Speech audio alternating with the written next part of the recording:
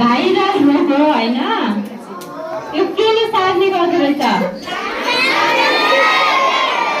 लामखुट्टेले भन्न सक्नुहुन्छ हजुरहरू। हामीलाई पनि उच्चारण गर्न गाह्रो हुन्छ।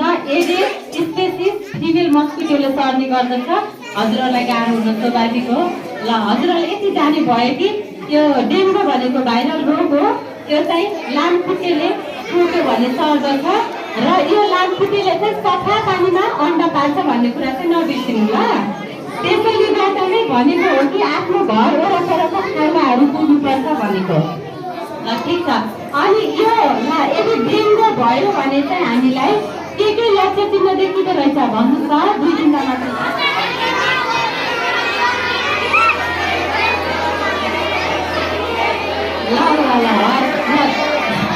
रहेछ भन्दा अत्याधिक मात्रामा ज्वरो आयो, एकदम धेरै टाउको दुख्यो, आँखाको गेडी दुख्यो भने चाहिँ हामीहरूले के डेङ्गु भएको चाहिँ शङ्का गर्न सकिने रहेछ।